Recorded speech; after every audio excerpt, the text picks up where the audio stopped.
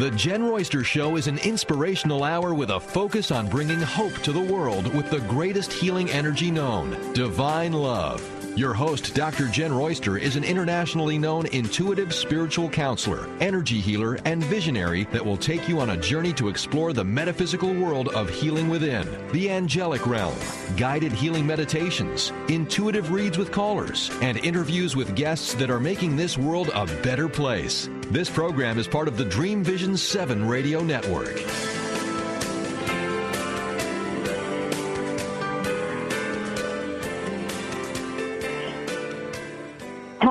Everyone, and welcome to the show. I'm Dr. Jenn, and tonight we have a very special guest with us tonight. I'm really looking forward to this. If you're new to the show, I want to welcome you. You're listening to a live Dream Vision 7 radio network broadcast here at 1510 AM Yahoo Sports Radio Boston. This show is heard every fourth Sunday at 7 p.m. Eastern, and you can also tune into my show on Dream Vision 7 Radio Network every Thursday at 10 a.m. and 10 p.m. Eastern. And to learn more and for a full station broadcast schedule, go to dreamvisions7radio.com. Now, let me tell you a little bit about what we're doing tonight. This is a powerful subject. I've been looking forward to bringing this to you. We are a spiritual show, but we are bringing the science into this, and I love this because I have always, in my practice, even though I'm a spiritual counselor, I have always worked with the medical community, especially psychologists, psychiatry, because sometimes this thing crosses back and forth. And it's very important that we have an expansion and an open capacity to hear the different things that can help us. It is not about throwing one thing out and replacing it with another.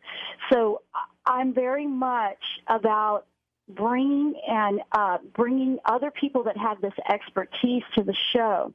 Now, tonight we have Dr. Craig Wiener, and he is a psychologist that has written an incredible book called Parenting Your Child with ADHD, a powerful drug-free way to nurture self-reliance and cooperation. I mean, think about this, a drug-free way to parent your child. If you have a child that has been, had a lack of focus, impulsiveness, reluctance to carrying out responsibilities, we know the frustration these parents can have. This is a book that he's put out, and I have a copy with me right now. It's a wonderful book. And I love this because it's encouraging to see that there's some support there for the parents going through this that are day in, day out trying to help their child, trying to keep them on task. So that's what this show's about tonight. Now, let me tell you a little bit about Craig. He is a licensed psychologist based in Worcester, Massachusetts.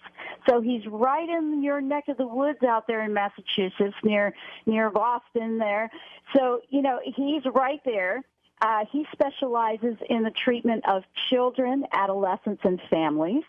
And he obtained his doctorate degree from the Clark University in 1979. And now, in addition to over 30 years of private practice, he is an assistant professor in the Department of Family Medicine and Community Health at the University of Massachusetts Medical School and clinical director of mental health services at Family Health Center of Worcester, where he supervises a large staff. He has taught in the psychology graduate department at Clark University and in the undergraduate psychology departments at Worcester State University and Anna Maria College. Throughout his career, he has questioned, and this is the part I love, he actually questioned it. He questioned the growing tendency to make behavioral problems medical disabilities. That was what caught my eye and really wanted to bring him on the show. His groundbreaking work with ADHD shows that the behaviors included in the ADHD diagnosis can become frequent due to reinforcement. He shows parents how to stop those reinforcements and alternatively develop their child's self-reliance and cooperation. He is the author of 3 books, one on attention deficit hyperactivity disorder. His first 2 books, Attention Deficit Hyperactivity Disorder as a Learned Behavior Problem, A Return to Psychology, and Attention Deficit Hyperactivity Disorder as a Learned Behavioral Pattern, a less medicinal, more self-reliant collaboration intervention. And those 2 were written for professionals. The book we're talking about tonight, his 3rd book, is Parenting Your Child with ADHD. This one is for the parents, a no-nonsense guide for nurturing self-reliance and cooperation. This gives parents a powerful new drug-free way to eliminate the ADHD behavior in an easy-to-read format. Dr. Craig Wiener, welcome to the show. Oh, it's nice to be here. Thank you. That was quite an introduction. Well, you have a lot that you're doing, and you deserved that introduction. You absolutely did. I'm tickled to have you here. So, let's start off with just explaining what ADHD is for those that may not be familiar with the term. Well, what it is a group of behaviors that describe what an adult or a child is doing, and they give it a label called attention deficit hyperactivity disorder. But it's only the behaviors. The people do research to try to figure out why people might do the behaviors, but that's the question we're asking tonight is how do you account for it? We know that people do these behaviors, but how come? Right. And is it a difficult thing to diagnose? Can it be confused with something else? I work in the spiritual side of things, and sometimes that's a completely different thing when there's a sensitivity with that. But has that been something where it gets lost? I wanted to ask that. That's a question that a lot of people have. Does it get confused or misread, and it wasn't really one or the other? Well, a lot of the diagnostic categories that professionals use, there's like places where it's, could it be this or could it be that? Like the distractibility or avoidance responses in ADHD or the impulsivity. A lot of kids start out with ADHD and then they get shifted to bipolar disorder, or these kids, the ADHD group isn't showing extremely sophisticated social skills, so are they then shifted to autistic disorder? It's a question of how do you see the predominant behavior pattern? But, right. Okay. Yeah. Right. Okay. Now, how long have you been doing this where you've been showing some drug-free intervention? I'm intrigued with that because so many parents get concerned about all the drugs out there for the children. So why promote this? Why promote drug-free intervention? And I like that you are with where I'm coming from and the listeners for this show. But why? What drew you to this? Well, right from the beginning, I've always tried to observe what people do in very subtle ways. So I noticed right off the bat that these kids would do these ADHD behaviors in some situations, but not others. So I figured out, well, how come they might be doing them now and not at this other time? And I began to recognize that the behaviors occur when the youngster's responding to adversity or the requirement to conform or accommodate to somebody else, or when the situation's associated with evaluation, failure, limitation. These kids aren't doing ADHD when it's something they initiate and enjoy. Then they're okay.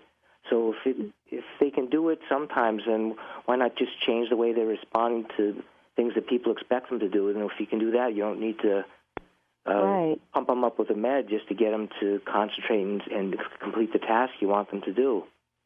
Exactly. Yeah, absolutely. I like that. What is the most common way other than this? What do they usually do for ADHD? Well, usually these medications, these stimulant medications, will increase everybody's concentration. So that if you have a problem getting immersed in the task because of your history of doing those kinds of tasks, then you take a med, you will more likely become immersed in the task and complete it.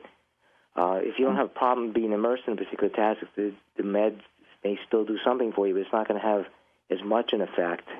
But you know that the college kids are taking it for studying, so it helps them too, because it'll do the same thing for people without ADHD in that sense.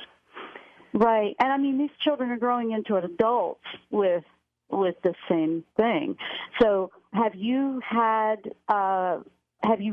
seen where the children working with this method, I don't know how long this has been in place, where they are growing into teenage or adult, and how they're transitioning through the different phases of life? Oh, yeah. So the kids start off, they're more likely to want more attention, and so the behaviors that tend to elicit attention, like the hyperactivity and the lack of doing what you're supposed to do, then as kids get older, they become more responsibility avoidant, and they don't really want people in their way as much, so they're not doing as many behaviors that would provoke other people to be involved.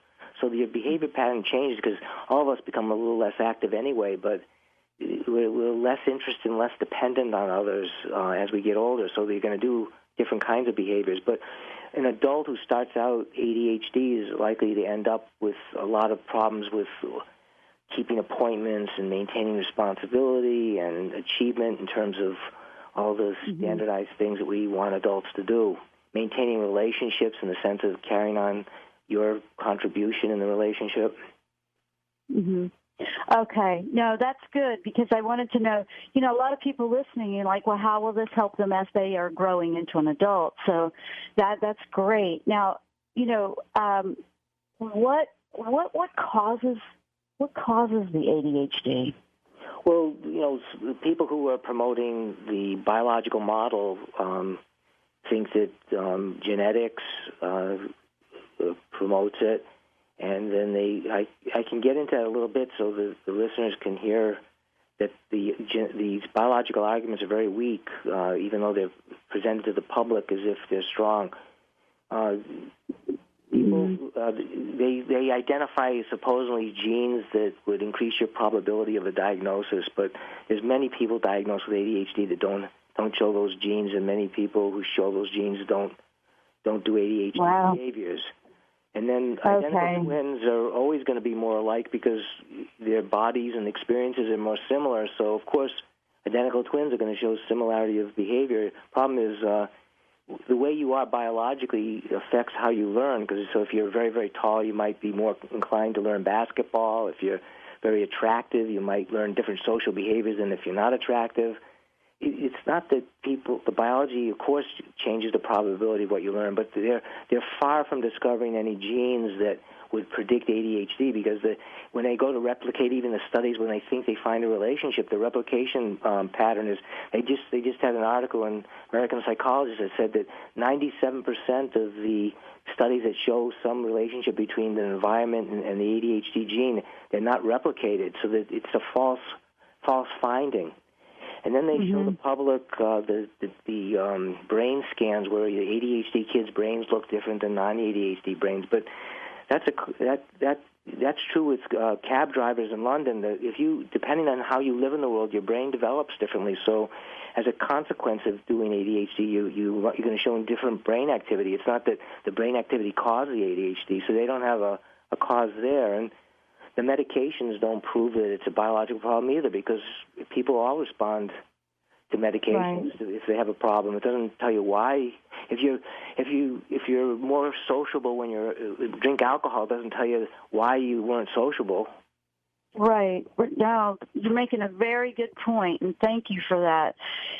Let's talk about this approach that you have here. Parents tuning in, and I know they are because I've been putting it out there, and they're responding. They want to know, how this works. I mean, what is this? Tell them a little bit about the approach, if you could. Okay, so the approach is, if everybody agrees that ADHD does not occur if the child's interested. So the idea for me is, well, why don't we get kids to solve whatever objections they have to learning to be self-reliant and learning to cooperate with the things that we value. So once you can do that, you're not going to get ADHD behaviors. The other thing is for parents to recognize that when avoidance responses are reinforced because the child, gets away from things that are difficult and uncomfortable. So if an activity is associated with failure, the child's really not going to participate the same way as if they feel confident that they do very well at it.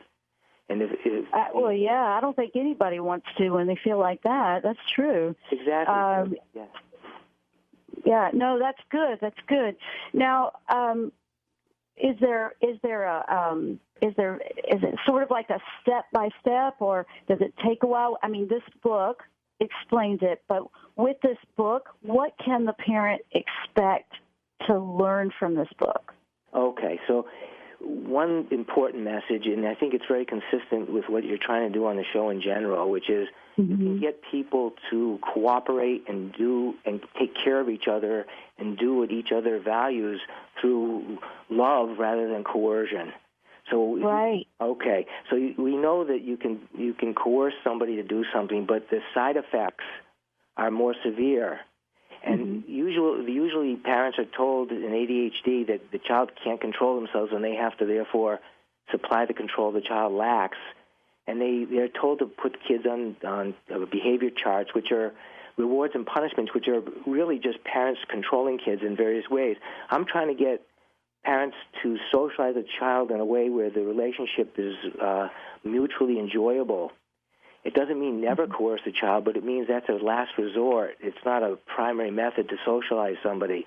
And I think it's consistent with the message you're trying to give people. Yes, it is. It absolutely is because, you're parenting with love in this approach that you're laying out, and you're showing the differences. I'm thumbing through right now as you're talking, and you're covering quite a bit. just looking at the table of contents, you go through how to teach your child self-care, how to reduce that behavior with the family, how to manage it when they're away from the family, how to adjust in school. What are some of the biggest things that parents are wanting to know, like yesterday? Like that's I'm sure they're just frustrated and desperate. And, what is the biggest, most common thing? Maybe give them an example of what we can do with this program. So the idea is for young kids, it's how do you get them to start to brush their teeth as a routine without the notion, go brush your teeth, or learn what time it is that they look at the clock and they start getting ready for bed without saying get ready for bed, or they learn to put their belongings in places where they know where to find them and where to get them. This whole notion of the kids just throwing stuff around because they have inability to organize. They're just putting things back, putting the work into putting things back where you can find them. So how do you get the child to see the benefits for the child and for the family to do things in a certain way? And it has to do with talking with the child in a way that's respectful and helps the child see that the parents recognizing the child's point of view so the child can learn perspective taking. You want the child to become a co-manager in things, because if the parent's always managing, assuming that the child is defective and can't manage for themselves, the child's never going to learn to manage. So I'm getting parents right from the beginning to say, let's not assume the kid's incompetent. Let's assume the kid's competent to learn. Right. I like that. I like that a lot because really they're very intelligent. They're very intelligent. So if they have a reason, it sounds like they need a little bit more feeling like they have something that they can do or be part of taking care as a team player. It sounds like you're making them a team player in the family. Very much so. Oh, yeah, that's what I'm hearing. And I like that because they feel important that way. They feel like they have value that they can contribute. Yes, and then it's a whole different ballgame. And it's not about giving them a reward. It's about what it does in terms of their importance in the family and the recognizing the relationship benefits that go with taking care of each other. Once you get a kid distracted into a reward, you're shifting them away from the most important thing, which is how is this good for us? Right. That makes sense.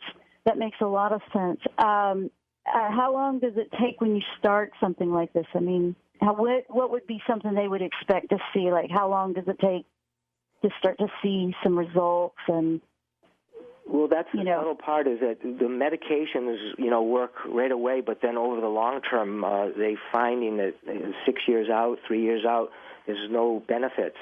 So people are kind of lulled to sleep with these meds because they get such a great effect at first. But when you do psychology and you're doing this social training, 3 years out, you're hoping that something very, very different is occurring. Now, people can get results right away. How long does it take to ignore a tantrum and the tantrum starts to go away? It's not like you can't get results, but parents, it's important for the parent to learn the new language that goes with eliciting involvement from a child rather than coercing a child. It's the same thing that when businesses sent these executives out for training how to relate to their employees and managers, it takes them a little time and training to learn how to put it to work. But these things work great when you start to get a sense of how to have the relationship. So the parent is really learning to be both firm and kind at the same time. There's routines and limits, but there's a kindness to the way in which the parent speaks that tends to get the kid much more eager to please. Right. Yeah, I like it. It's really learning to love your child in a very special way and teaching them how to grow up and to be a great adult. Yes, that's the hope. Is that because if the kid continues to avoid year after year, their skill level is going to really be low, and that's why these kids are ending up in bad shape at the end, unless you can get them to start to achieve and participate. Yeah, I like it. I like it a lot. We are going to take a short break here, and when we come back, let's talk about some of the obstacles they may face doing this. And I'm going to put the call number out there. If there's any parents that want to call in, the numbers are 866-338-9663 or 617-237-1234. I'm Dr. Jenn with my guest, Dr. Craig Wiener, and we will be back right after the break with Parenting Drug-Free for ADHD Children. Stay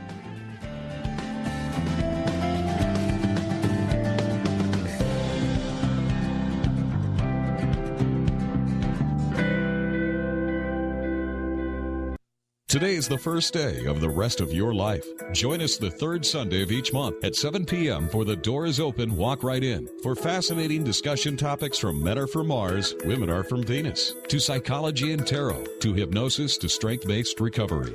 This program is part of the Dream Vision 7 radio network. The Dream Vision 7 Radio Network presents Kids for Love. Join Deborah Beauvais and her young co-hosts and celebrate kids making a difference. We invite other kids to join in for spirited conversation filled with creative ideas and possibilities to start your own mission. Let's raise the bar together and cultivate a kinder world by getting inspired to help others in need. Kids for Love Project, celebrating kids that empower others. Callers into the show are in a drawing. It's every first Saturday at 2 p.m. Join us every second Sunday at 7 p.m. for Living on Purpose with Carolyn Romano, where we explore the mysteries, meaning, and sometimes madness of life. Let's figure out together the ways we're meant to serve and become the fullest expressions of our most authentic selves. Let's figure out together how to create lives of balance, abundance, and joy. This program is part of the Dream Vision 7 radio network.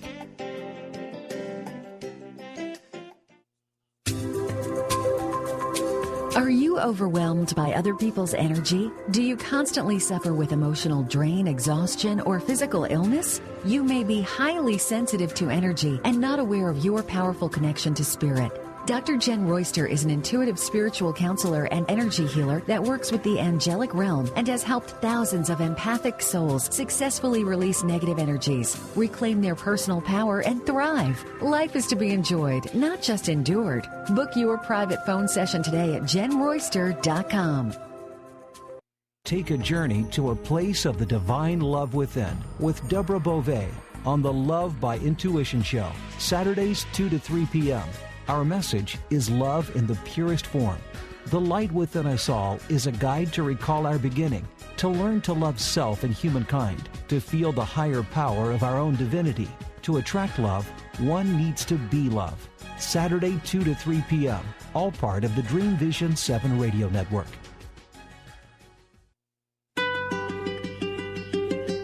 J.T. Lewis is the big brother of Jesse Lewis, who died in Sandy Hook Elementary on December 14, 2012, while saving the lives of 9 of his classmates. J.T. found comfort after Rwandan orphan genocide survivors reached out to him from their country to express their condolences and share their personal stories of tragedy and healing. Inspired by the love that was shown to him, JT started Newtown Helps Africa, a nonprofit organization that helps young people in Africa and beyond who've suffered personal tragedy and have shown resilience. He successfully sent one young Rwandan woman to college for 4 years and plans to do much more, all the while inspiring many young people around the world to turn hardship into an opportunity to make the world a better place. Link on to newtownhelpsrwanda.org.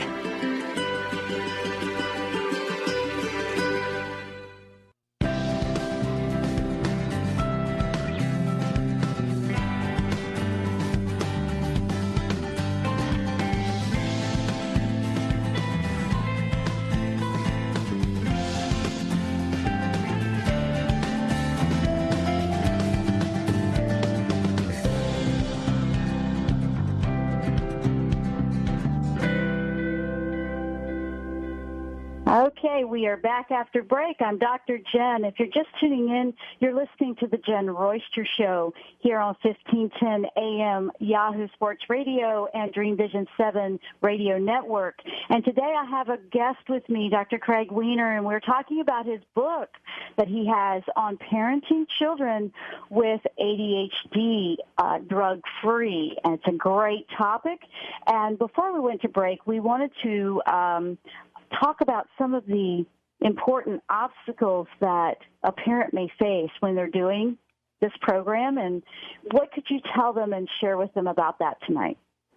So it takes parents a little time to learn these new methods, but how to relate together with the child and even their spouses in a less coercive, more mutually acceptable way. So there's a kind of language to learn, and a way to present things in a positive way for the child, a way to react to the child's failures, a way to solve problems with the child without the notion that the parent's always solving the problem. The child participates in the problem solving. The parent learns to ask certain kinds of questions to get the child to think.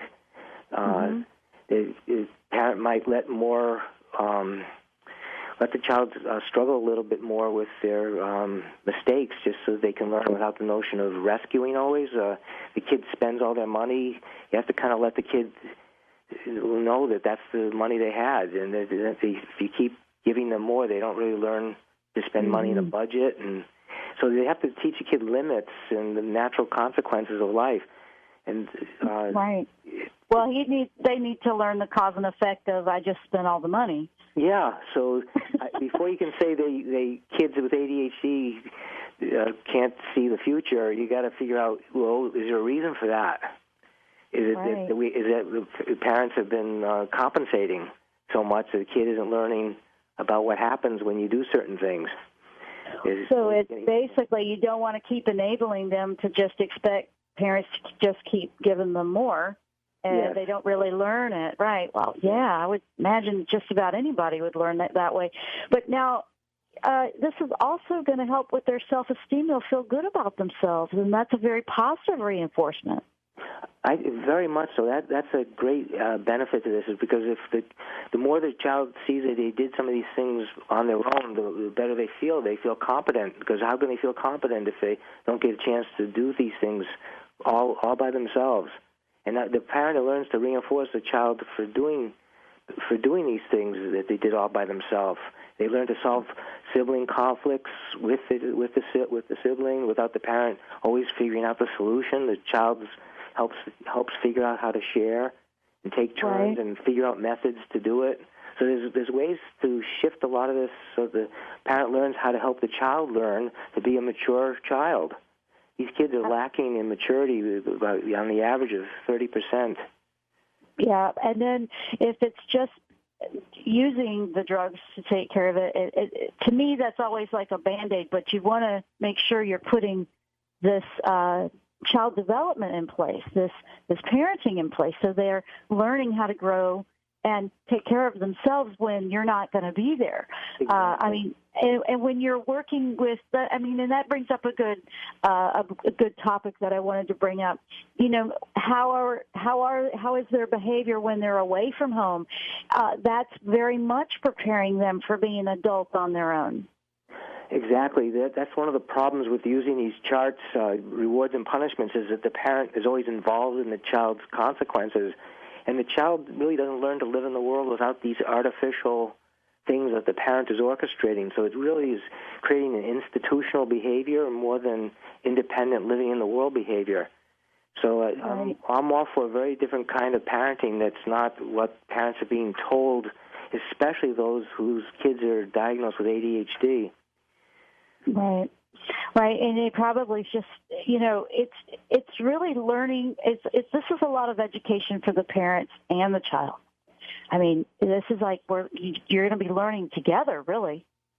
I do that. I think once the child sees what's reinforcing them to behave that way too, they see it too, and then we figure out, well, is there a better way that they would like than to just avoid or to get attention by provoking, or is there another way they want to do things too?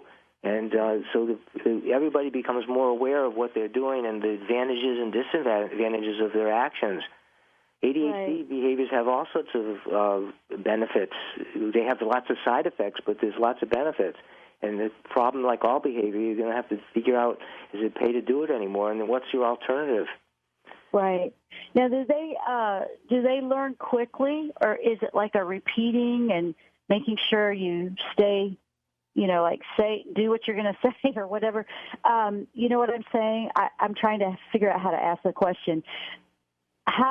Is it a repeating thing that you do, or is it, or do they learn very quickly as long as you're just staying with the program, so to speak, not deviating or giving in or, fixing it for them? I think it's a lot of fixing for it. It's almost as if the parents sometimes become codependent to the child, trying to fix it for them. Yes, and then the child might not be learning what they could learn if they work with the child, so the child learns to fix it for themselves too. You don't want to deprive a child of help, but you don't want to deprive a child of the opportunity to develop and learn new things. Right. How old are the children that you normally start to work with, or what's a common age or is it all the way from the very beginning, or what if they are already 10, 11, 12? Does it matter what age? No, it won't matter what age, but, like with everything else in life, if you can get it early, it's really much better, like infant-parent interactions where the baby and the parent get into a synchronization. The parent learns to develop verbal skills of the child through eye contact and response. And then the critical times when the child starts walking, because that's when the child starts touching things that they're not supposed to do, and they learn that if they touch things and do things, that they can monopolize the parent's time and energy. So how that gets resolved is crucial. So that's really like at 10 months old, a year old, a little over a year old. These are critical times when the child's learning how to what if they do certain things, the parent does certain things, because they're mobile. And then the problem is, by the time the kid goes to school, it's really well advanced in development at that point. And the child might not be school ready at all, because how much practice has a child had learned to function in groups? School requires them to modulate their actions in a group, and if the child has either monopolized the parent or spent a lot of time in front of the TV or done solo play and not learned group behavior, they struggle in school, where they have to kind of conform to what the group is doing. Right. That's probably where you really start to realize that there's something going on that's a little bit different, because I like what you were saying earlier. It's not that there's something wrong with them. They're not disabled, but their brains, they're processing life differently. I guess is the way to say it. To me, that's what it sounded like you were saying earlier. And so when you are working with the way they're wired, I guess is a way to say it, now they're going to soar, and it's going to become like you're making it into a gift where they can be very successful versus and show them how to take how they're built, how their minds work, and make the most of it. They're going to have the highest potential that way versus it always being a struggle because they don't approach it the same way. They're going to learn how to work in the community with, coworkers, things like that. Yeah, that's what you hope is they learn to coordinate that's why I talk about cooperation, how to coordinate their actions with others. All this therapy rewires people's brains. All learning rewires your brain. So however their brain's wired at this point, you say, well, what can we do to shape the body and the behavior in a way that goes with socially acceptable, more socially acceptable actions. Mm-hmm. Now, and I would imagine that if they feel like they have in their tool bag, so to speak, metaphorically speaking, a child feels like they are equipped to go out there, they can now have those responses and feel like, no, I know I got this, I can do this. And so they're going to feel good about themselves. That's the idea, sure. Absolutely. Yeah. We're going to take a break. When we come back, we want to let people know how they can find out about this book, purchase this book, and find you on the web when we come back. You're listening to the Jenn Royster Show. I'm Dr. Jenn with my guest, Dr. Craig Wiener, talking about parenting the child with ADHD. Stay with us. We'll be right back after the break.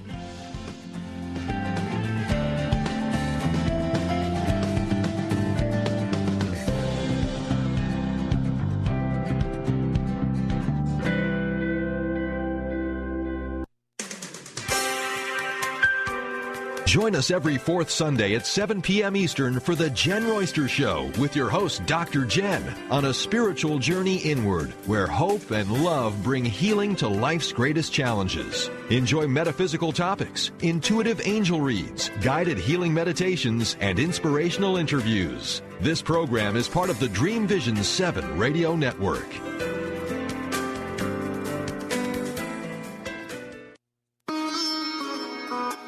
Join us every second Sunday of the month at 8 p.m. Eastern, 5 p.m. Pacific for the Nurturing Exceptional Children with Dr. Nikki Show, where you'll discover holistic strategies to support children who have learning differences, energetic sensitivities, behavior concerns, and/or heightened intuitive abilities. Through our panel of distinguished guests, you'll receive parenting tips, education strategies, and holistic health solutions that will help these magnificent children shine their inner light to the fullest. This show is a proud member of the Dream Vision 7 radio network. The goal of the Jessie Lewis Choose Love Foundation is to cultivate a more peaceful world by creating awareness that we can choose love. By providing tools for our children and communities, we can enable them to develop a healthy level of optimism that leads to resilience. Our mission is to give people the understanding that they can choose love by living a life with gratitude, having the ability to forgive, and to be compassionate. This is a proactive effort towards mental health that'll provide children and adults with the perspective and wisdom they need to be able to navigate through life in a happy, fulfilled, and meaningful way. Our website is jessieLewisChooseLove.org. Are you ready to be who your soul wants you to be? Join Lynn McGonigal, the founder of the Lightworkers Healing Method, as she and her amazing guests show you how to move into a life of lasting joy. Miracles happen every second Sunday at 6 p.m. right here on the Dream Vision 7 radio network. Hasn't your soul already waited long enough?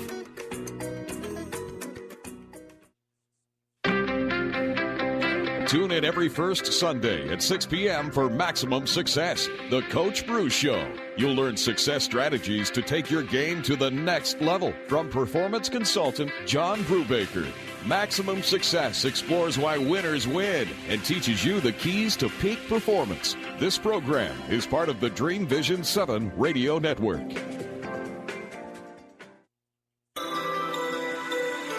Join the Mind Health Coach with Leah Marie every fourth Sunday at 8 p.m. Eastern Time. Come explore with us natural and healthy ways to achieve inner peace, happiness, and an ever-present state of well-being. You're already healed. You just haven't realized it yet. When you're ready, you can change your mind and change your life forever. The power of a beautiful life is within you today. Mind Health Coach with Leah Marie is part of the Dream Vision 7 radio network.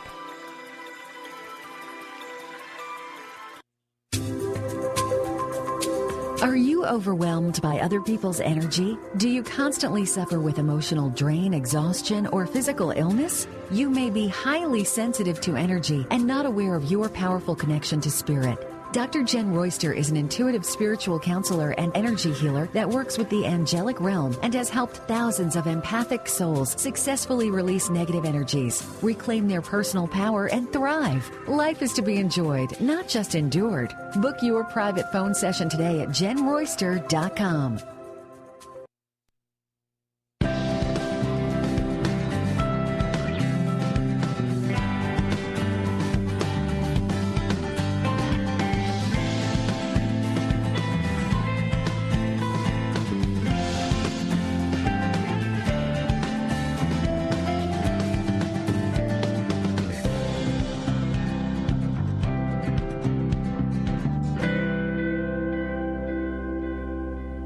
And we are back. I'm Dr. Jenn. You're listening to the Jenn Royster Show. If you're just tuning in, we have been talking about parenting your child drug-free with ADHD. And we have our guest tonight has been Dr. Craig Wiener. And we've been going through all sorts of different angles about how this program works drug-free, which is very exciting, and I was so happy to bring this on the air today. Now, where can they find your book, Craig, and where can they find you? So they can find the book on all the major booksellers on the Internet, and Barnes & Noble carries a copy in every store. So it's in stock there, and it's on Amazon and all the other major sites. And I have a website, CraigWiener.com. It's CraigWiener. So it's CraigWiener.com, and there's some links to my books and more information about my work on the website. And there's a contact Dr. Craig Wiener on the website, so you could always fill out something on the contact. Okay. Yeah. Okay, let me give that website out again. That's CraigWiener.com. Is that right? Yeah, that's right. Okay. And you said Barnes & Noble has a copy. Yep. Anybody else carrying it? Well, I know Barnes & Noble stocks some in each store, so... okay, yeah. They can walk right in and get one in there. Yeah. Okay, yeah. Awesome. That is good. Now, do you have anything that you would like to add before we go off the air that would be important for parents, and just some encouraging words?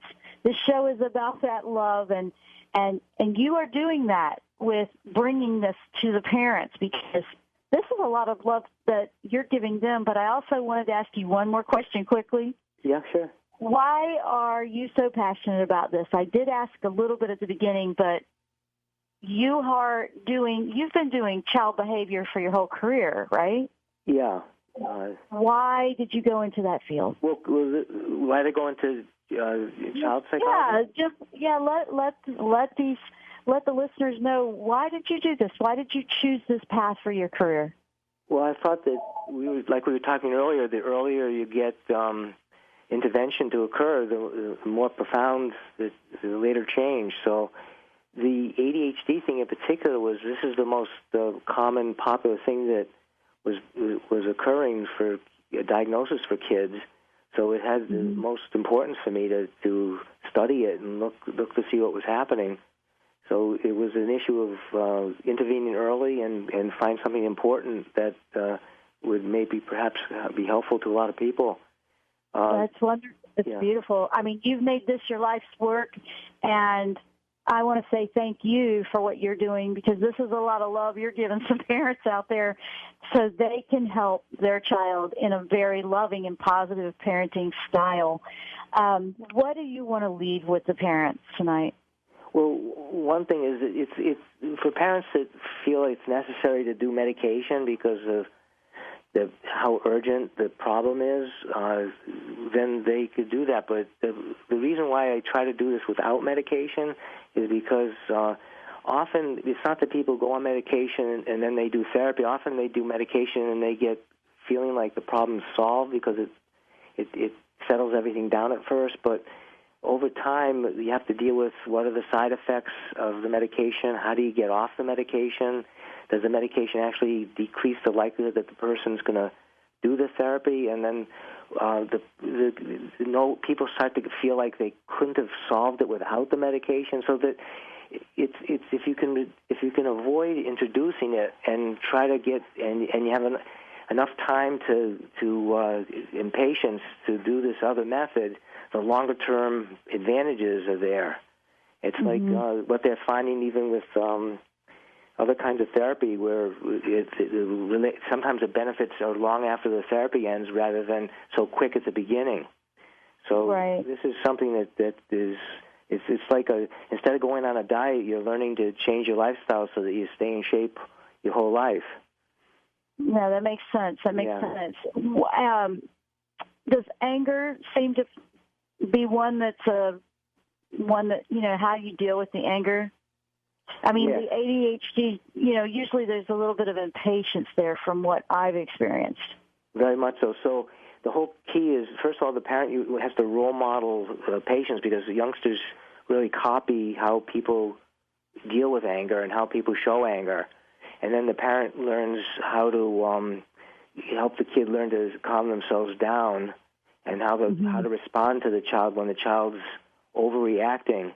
You have to kind of figure out what is it about this situation that is so important that's being triggered for the child, and is the child's anger, has that gotten them too many benefits to give it up? So the parent has to deal with knowing that you don't want to reinforce anger, and also you want to figure out, well, why is this bothering the child so much too? Because if you think about it, all of us overreact to things when it's triggering a repetitious problem that's not solved, or some old hurt in the past. We react strongly, and the problem's going to be to understand what's getting the child so emotionally disrupted, and to help the child learn to identify it too. Yeah, absolutely. And then the parent's patience as well. The parent is dealing with their own, with the way they're feeling, their own patience in this thing. It goes both ways. Everybody's learning.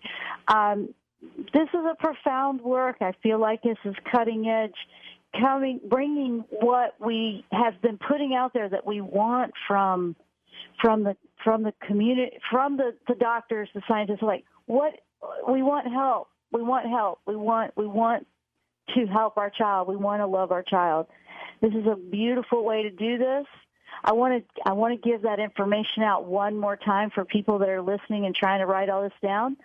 Go to his website. It's craigwiener.com. That's CraigWiener.com. You can learn more about him and his work.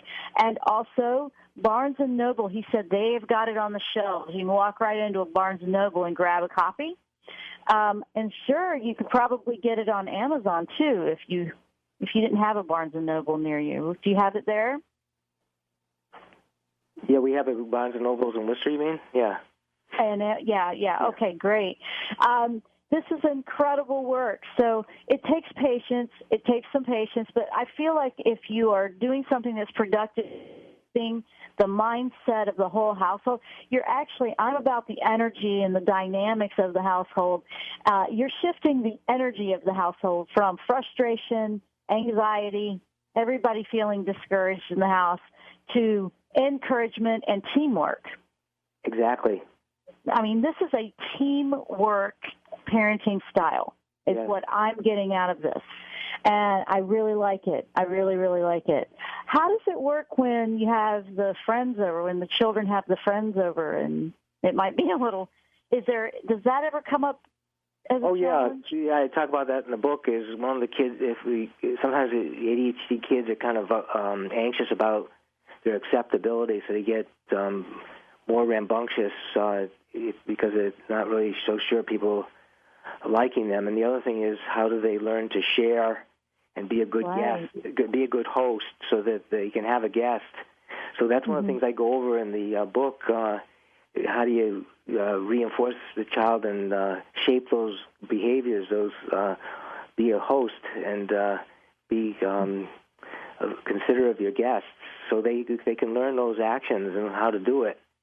And it's all through helping the child learn what's important what are the important social behaviors in these situations.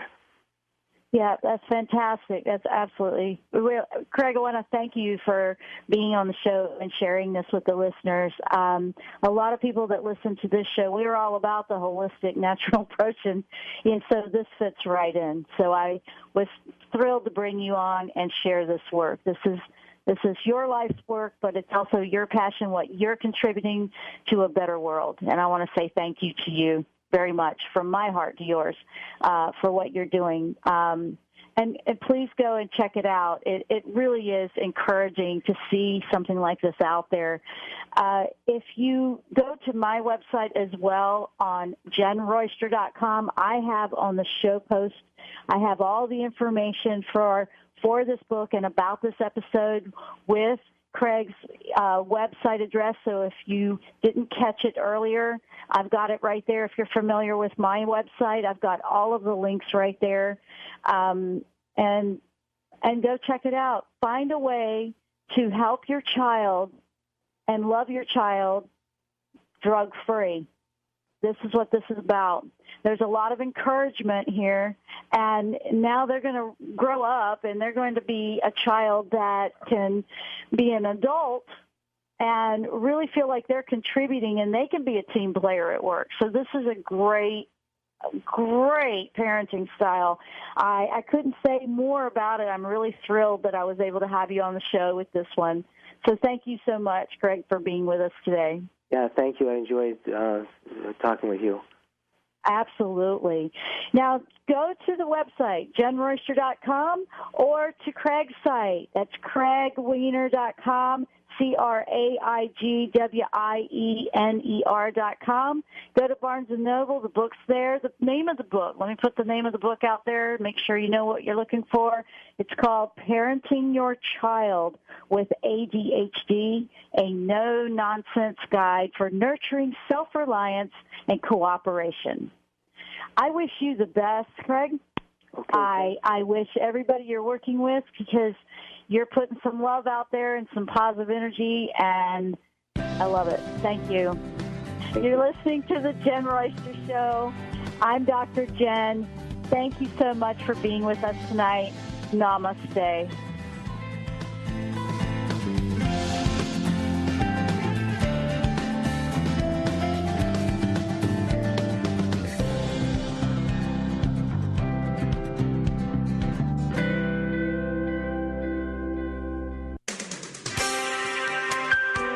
You've been listening to the Jenn Royster Show, part of the Dream Vision 7 radio network.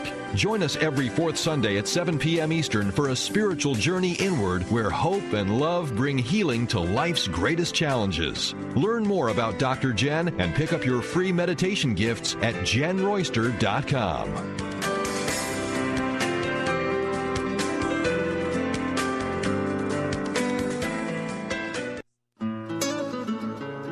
Join us on Creating a Spirited Life with Janet Kesenick the third Sunday of every month at 8 p.m. We'll explore the day-to-day moments that puzzle, enlighten, and bring us into deeper connection with our best selves. Find meaning, purpose, and humor while creating a spirited life.